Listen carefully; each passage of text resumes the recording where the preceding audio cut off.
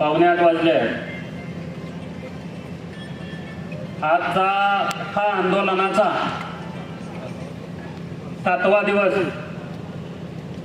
मागल्या सोमवारी आंदोलन झालं आणि पुढला आता हा सोमवार येतोय. त्या 8 दिवसामध्ये वाळवा कारखाना त्या 8 दिवसामध्ये असं वाटत होतं त्यांना की काय ठराविक लोक कायम असतात, ती येतील, आंदोलन थोडेच बसतील, कंटाळतील आणि उठून जातील. सभासदांच्याकडं, कामगारांच्याकडं, शिक्षकांच्याकडं कायमस्वरूपी दुर्लक्ष केलं. ह्या ठिकाणी पहिल्यापासून जी आपल्या शिक्षण संस्थेतले शिक्षक होते ते सुद्धा ह्या ठिकाणी उपस्थित राहिले. त्यांनी सुद्धा स्वतःची अडचण या ठिकाणी सांगितली की आम्हाला कशा पद्धतीनं प्रेशर केलं गेलं. शासनाचा पगार असताना सुद्धा आमचं 4% कट करून आम्हाला त्रास कसा दिला गेला. त्याचबरोबर ज्येष्ठ कार्यकर्ते सुद्धा आले. अन्नाच्या नंतर आम्हाला वैयक्तिक प्रत्येक ठिकाणी कसं दमवलं गेलं. कुठं कारखान्यात काम आडाव, कुठं काय आडाव हे करून प्रेशर केलं गेलं. बरेचसे तरुण मुलं सुद्धा आली. ही 15 गावातली मुलं घ्या म्हणून आम्ही ज्या ज्या वेळेला की सांगितलं त्या त्या वेळेला कसं थांबवलं गेलं. हा राग असेल, हा रोष असेल तर हो त्या वर्ष 2 वर्षातला नाही, 20 वर्ष झालं हे चाललेलं आहे. ते सगळं ह्या ठिकाणी कार्यकर्त्यांचं असेल, सगळ्यांच्या मनात जे जी खतखत होती ती मोकळ्यापणानं इथे येऊन प्रत्येकानं मांडली गेली. मी आज अण्णासाहेबांच्या ज्या ठिकाणी अण्णासाहेब थांबत होते त्या ठिकाणी इथं उभा राहून तुम्हाला सांगतोय, त्या आंदोलनात जी जी आपल्याला सहकार्य करतील, हुतात्मा बदलायचा म्हणून अण्णांचे पहिले दिवस आणायचे म्हणून जी जी माणसं ह्या आंदोलनात असतील, आमच्या बरोबर सक्रिय असतील, एका माणसाला जरी त्रास झाला तरी मी सुट्टी देणार नाही. प्रत्येकाच्या पाठीशी ठामपणे उभा राहील. आजचं हे आंदोलन इतकं मोठं स्वरूप घेईल असं कुणाला देखील वाटलं नव्हतं. आम्हाला जुन्या माणसांचे फोन येतात, अण्णासाहेबांच्यावर प्रेम करणाऱ्या जुन्या माणसांचे फोन येतात. हुतात्मा संकुल लांबून जे सगळं चांगलं चित्र निर्माण होतं त्यांचे फोन येतात. काय झाली ही परिस्थिती? व्हिडिओ पाहवाचा बघितला सगळ्यांनी.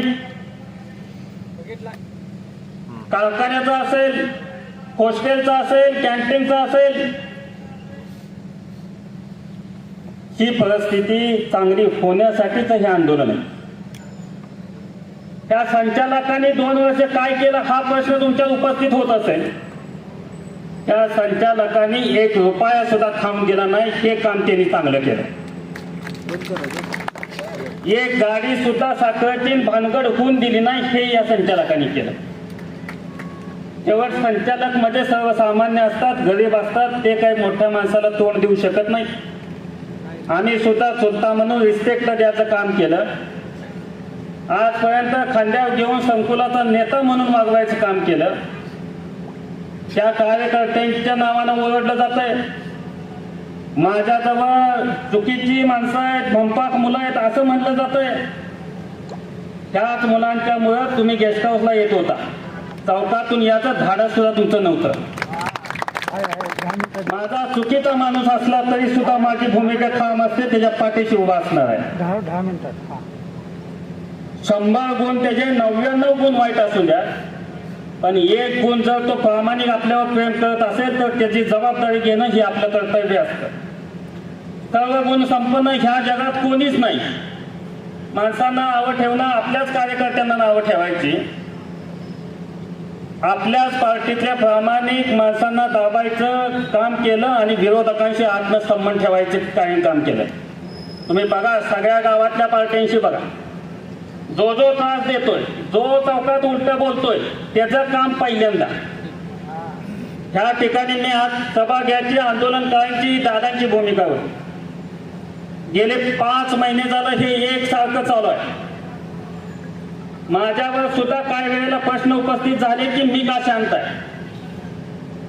मी एवढ्यासाठी शांत होतो की अण्णासाहेबांचं कुटुंबाचं नाव मुंबईपर्यंत चांगलं असताना आपल्यामुळं डागावलं जाऊ नये, कुठं खराब होऊ नये, शांतपणे मिटावं ही माझी सुद्धा भूमिका होती. आंदोलन होण्याच्या आधी सुद्धा मला आणि मिटूला बोलवून बसायची अजिबात गरज नाही. दादांच्या बरोबर तुम्ही बसा आणि काय असेल ते मिटवा. ज्या वेळेला पाऊल मी टाकेल त्यावेळी माघार मी घेणार नाही ही सांगून 5 दिवस मुंबईला गेलो. मागं आलो तरी सुद्धा यांचं मिटलं नव्हतं. करेक्ट सांगितलं, ह्या वयात माझ्या वडिलाच्या डोळ्यात पाणी मला बघायचं नाही, आता सुट्टी देत नाही, काय करायचे का.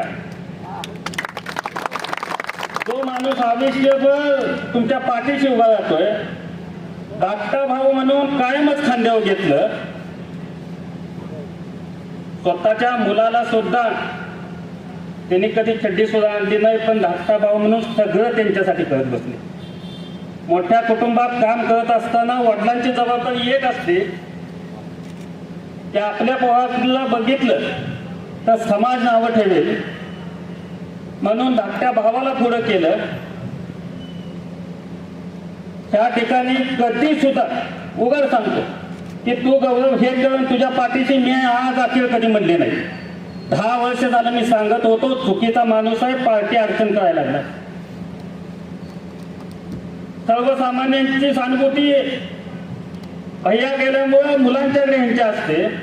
दादानी ह्यांना बघितलं, धाकटा भाऊ म्हणून त्यांना बघितलं. आम्ही आपलं असंच दंगा करत दिवस काढलं. पण एक नशीब चांगलं, कुणी न बघितल्यामुळे लढाऊ स्वभाव झाला.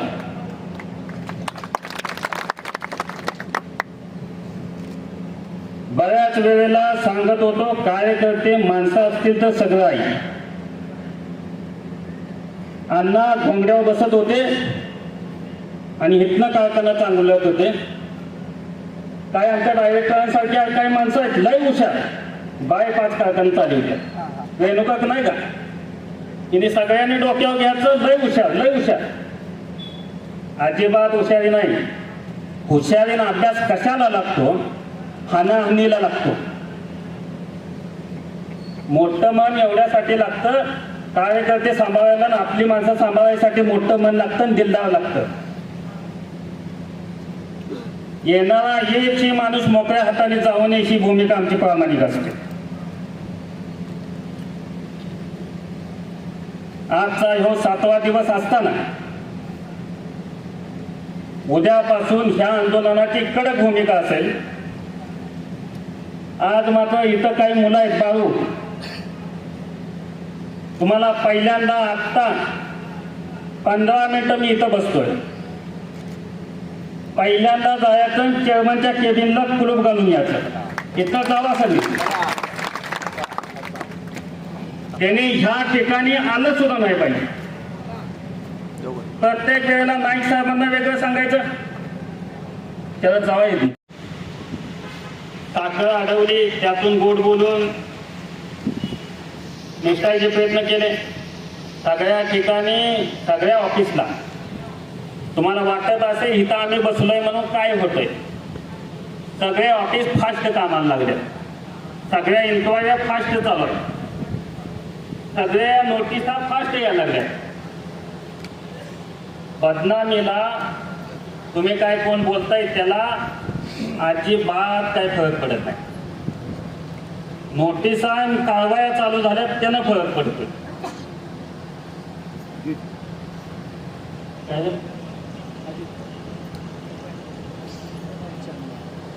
चेअरमनच्या केबिनच्या कुलपाच्या किल्ल्या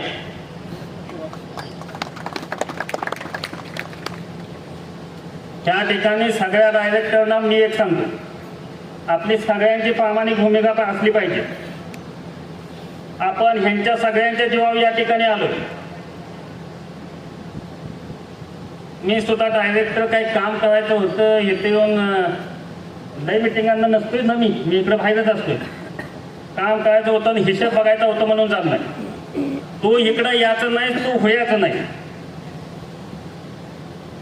त्यावेळेला सुद्धा त्यावेळेला साहेब तुम्ही होता. काय काय आलं तुम्हाला माहिती आहे वापर. पण त्यावेळेला माझ्या पुढे एक प्रश्न होता. अण्णांना 3 मुलं होती, तुम्ही एकटंच नाही आणि मला अडवायचं धाडस कुणाच्यात नाही. तुम्ही अडवून दाखवा. मग माझे कागदपत्र काढली. आज ओढवा येतोय का बघितला ते पण सांगतो. माझा जर आज उठला तर तुमचा मेहुणा उठला म्हणून समजायचं. त्यांना ठेवा म्हणजे आता काय कुणाचा जीव कुणाच्यात असते पोपटात मला माहित नाही.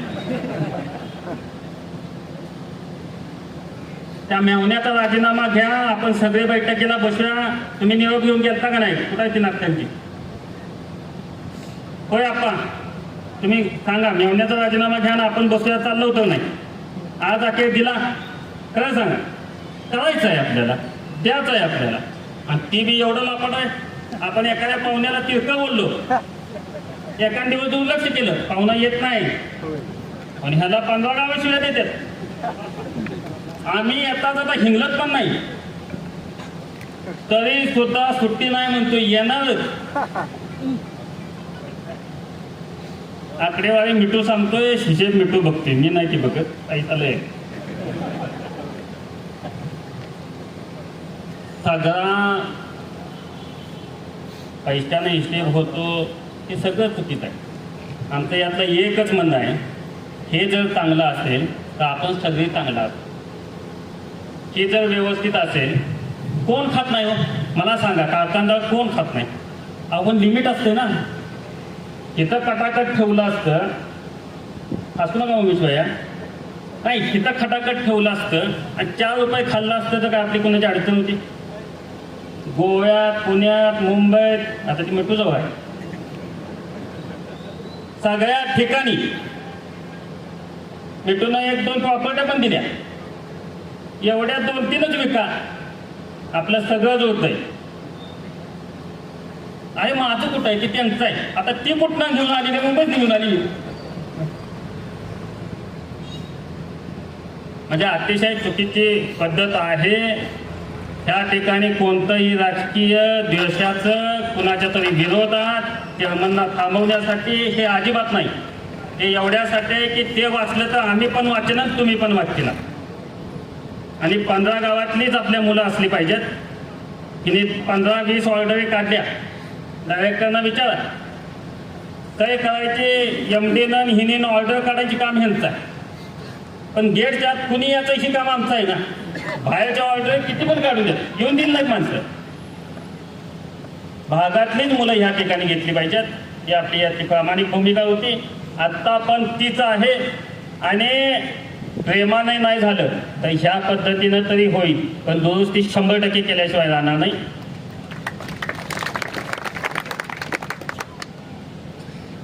माझं कवाच काय नसतंय, काय अपेक्षा पण मोठ्या नसतात. बऱ्याच जणांना माहिती आहे मी चौकातच बसतोय. ज्याच्यात मजा येते करावं माणसानं. फक्त माझा एवढाच राग आहे, ज्या भावानं 20 वर्ष सगळा त्यातून पाठीशी 20 नाही पहिल्यापासून पाठीशी प्रामाणिकपणे सगळ्या जुन्या माणसांनी असेल, अण्णा यांना चेअरमन करायला नाही म्हणत होते, दादाच गेले करायला. आमच्या भावकीतली माणसं सुद्धा काय काय आडवी लावत होती. दादाने जाऊन त्याच ते पण ग बसवलं. असून बाबा करायचा, ह्याला नेता पुढारी पुढे घ्यायचा आहे. ज्या माणसाने आजपर्यंत पाठीशी प्रामाणिकपणे आपला म्हणून खांद्यावर घेतलं, उभा केलं, त्याच माणसाची कोणतीही गोष्ट ऐकली नाही. माझी आजचीच अपेक्षा होती की ह्याने थांबा म्हणून सांगितलंय, शांतपणे थांबावं. तर मी एवढे पैसे एका डावात भरू शकत नाही. मी असं काहीतरी करतो, एक्सपान्शन करतो, त्या दुरुस्त्या करतो, हे तिने मनापासून सांगावं. काहीही सांगितलं नाही यातलं. माझ्याजवळ पैसेच नाहीत, मला अजून थोडं करायचं आहे, 2-2.5 वर्ष मला अजून राहून दे. नाही, त्यानंतर बायलॉजमध्ये अशी आहे की आता होताच येत नाही, असंच आहे ना आपण.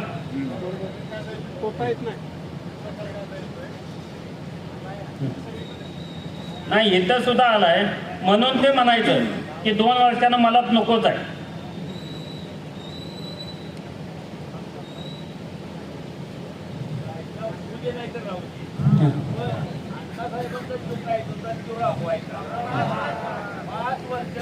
अण्णा काय म्हणायचे, 5 वर्षाला नवीन चेअरमन.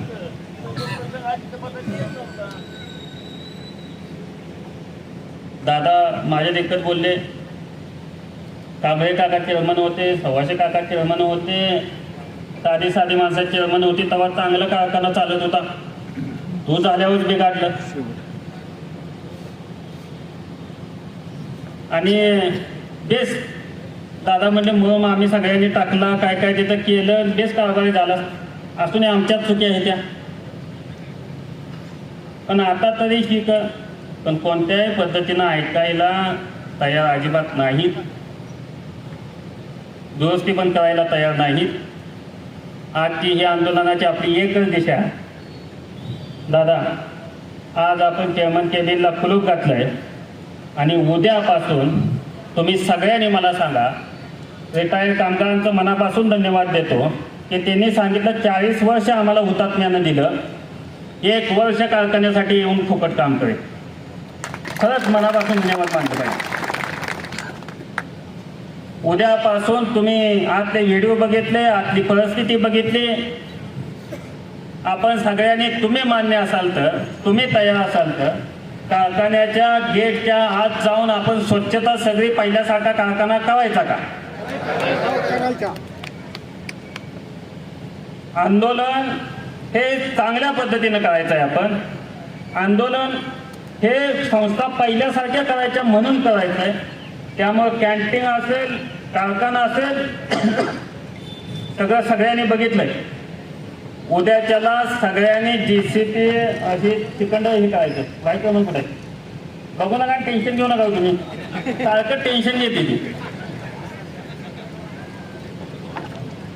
दबाव कुणाचा असतो? आपलाच असलं पाहिजे.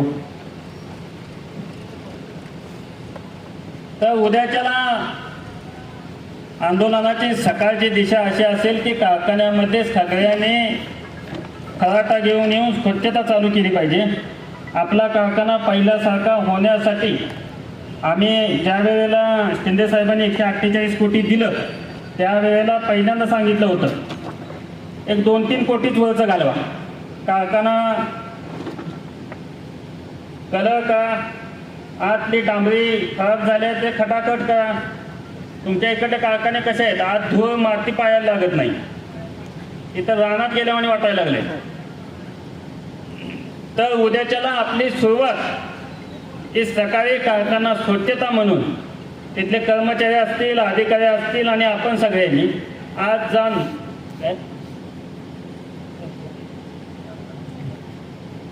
कर्मचारी सुद्धा उद्या बोलवल्यात. कर्मचारी इकडे येऊन द्यायचे नाहीत, ती प्लॅनिंग चाललं होतं.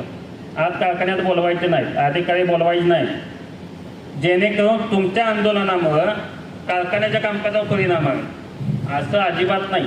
एकही आंदोलक आजपर्यंत अधिकाऱ्याला काही बोललेलं नाही, तिथल्या ऑफिसमध्ये गेलेलं नाही.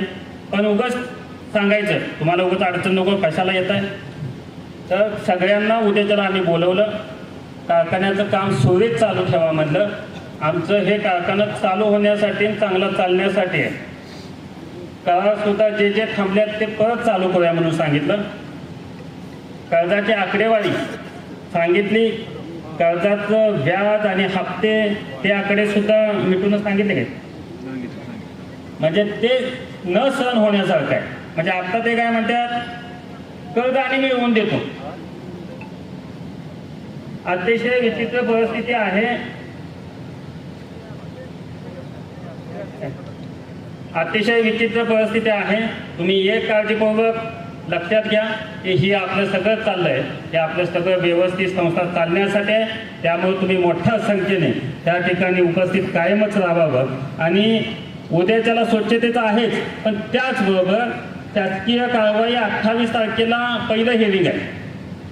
जर त्या ऑफिसनं अधिकाऱ्यांनी उशीर कामकाजात लावला तर आपण आहे ह्या ठिकाणासनं उठून RTD विभाग कोल्हापूर ह्या ठिकाणी आंदोलन करायचं आहे, जर त्यांनी FIR नाही दाखल केलं तर. त्यामुळं कोणतीही तडजोड अजिबात या ठिकाणी नाही. कोणी शंका उपलब्ध करणं, माघारी काय ते सांगणं, हे झालंय ते झालंय, अजिबात नाही. जे काय होईल ते तुमच्या पुढं होईल. आणि सगळे नागाळचे असेल, सगळ्याच ठिकाणचे असेल, तरुण पिढी त्या ठिकाणी चांगली आलेले, अण्णांच्या बरोबर प्रामाणिक असलेले, हुतात्म्यावर प्रामाणिकपणे प्रेम करणारे. आणि जुना इतिहास, मला बरेच जण जुना इतिहास सांगतात, मी प्रत्येक डावाला म्हणतो, आणि मला काय सांगताय, काय मी बिघडलोय का, मी साठवलंय बाहेर, मलाच येतात. अण्णा असं होतं, तुम्ही असं केलं पाहिजे, अरे मला का. तर मी एवढंच सांगतो, ते दिवस जर आणायचे असतील तर आपण सगळ्यांनी मनापासून ह्या ठिकाणी आपला कारखाना म्हणून उतरूया आणि पहिले दिवस आणूया. 100% प्रामाणिकपणे तुमच्याशी राहायचं आदिवचन त्या ठिकाणी मी देतो. राजकारण असेल काय असेल ते बाहेर असतं, आपल्या घरात किंवा आपल्या जागेवर नसतं. त्यामुळं 15 गावं तुम्ही आमचं कुटुंब आहे आणि कुटुंब आपलं चांगलं असेल तरच आपल्याला सगळ्यांना चांगले दिवस येतील. एवढंच या निमित्तानं सांगतो. तुम्ही इथं आलात, मग तरी धन्यवाद मानतो आणि सांगतो. जय हिंद, जय महाराष्ट्र.